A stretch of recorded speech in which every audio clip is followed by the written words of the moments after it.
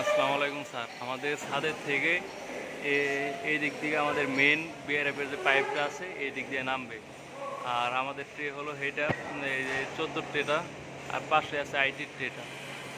আমাদের মানে এই ট্রের মধ্য দিয়েই ড্রেন লাইনটা স্লোপ করে নিয়ে যাইতে হবে, যার কারণে আমাদের থ্রেডরডটা হালকা একটু বড় রাখা হয়েছে, হালকা 1-1.5 ইঞ্চির মতো। হ্যাঁ, আর পাশে যে থ্রেডরডগুলো দেখা যায় এগুলা ইলেকট্রিক আর আইটিদের। আমাদের এই ট্রের জয়েন্টগুলা এইরকমভাবে দেওয়া হয়েছে রিপিট দিয়ে। এগুলো হলো আমাদের ট্রের জয়েন্টগুলা। এই যে আরেকটা জয়েন্ট,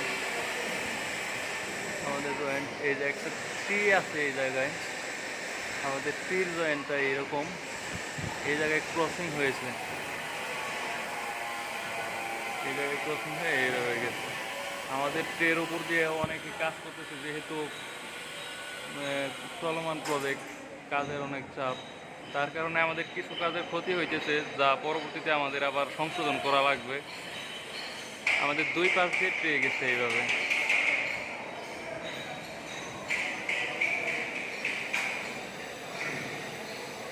এই পাশে ট্রে হলো আমাদের এই সাইডে, আর এই পাশে ট্রে এইভাবে।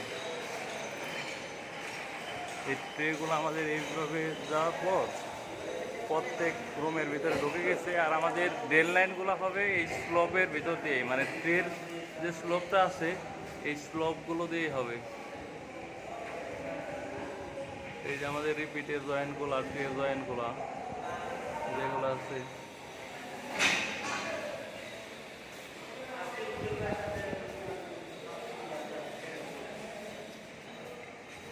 এইভাবে 2 সাইডে কাজ চলতেছে স্যার। আমাদের লোক স্যার ড্রেন লাইনের কাজ করতেছে ফার্স্ট ফ্লোরে। আর আমাদের ড্রেন লাইনটা স্যার দেখা গেছে আমাদের যেহেতু ট্রের ভিতর দিয়ে ড্রেন লাইন নিতে হবে, ওয়েল্ডিংয়ের কাজ করতে হয়, তার জন্যে আমরা কিছু ড্রেন লাইনের কাজ করছি আপাতত। এই স্যার আমাদের কাজের একটা ড্রেন লাইন স্যার, এগুলা রুমের ভিতর থেকেই আসছে। আমরা প্রথমে চাইছিলাম যে প্রত্যেকটা মেশিনের জন্য একটা করে ইউটেপ দেওয়ার জন্য, কিন্তু পরবর্তীতে দেখলাম না, এইভাবে আমরা 2 মেশিনের জন্য একটা ইউটেপ দেব। পরবর্তীতে আবার 2টা রুমের পাশাপাশি হওয়ার কারণে আমরা একটা ইউটেপ দিছি স্যার, আমাদের ইউটেপটা। আর এই ট্রের উপর দিয়ে আমাদের মেন পাইপটা চলে গেছে স্যার। আর পাশে আমাদের কপারের কাজগুলো,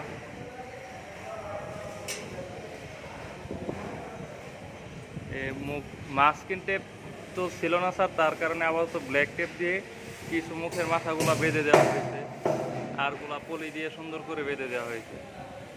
এইভাবে আমাদের কাজ হয়ে গেছে স্যার। ওই পাশেও আছে।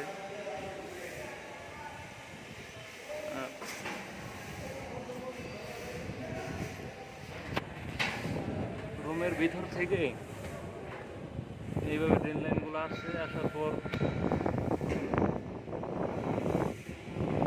বাইরে বের হওয়ার পর এইভাবে আমরা 2টা কানেকশন করার পর এইভাবে ইউটেপটা দিয়ে দিচ্ছি।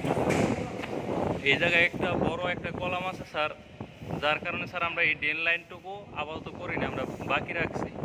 আর রুমের ভিতরেও কয়েল পাইপের কাজ করিনি, কারণ এখন যদি আমরা কয়েল পাইপের কাজ করে রাখি আর পরবর্তীতে মেশিন কানেকশনের ক্ষেত্রে দেখা যায় অনেকটুকু কয়েল পাইপ ওয়েস্টেজ হয়, যার কারণে আমরা মেন রাইজারটুকুই লাগিয়ে রাখছি, মেন কপার পাইপটা লাগানো হয়েছে। এই জায়গায় স্যার আমরা ফ্লেক্সিবল পাইপের মাধ্যমে ড্রেন লাইন কানেকশনটা করব।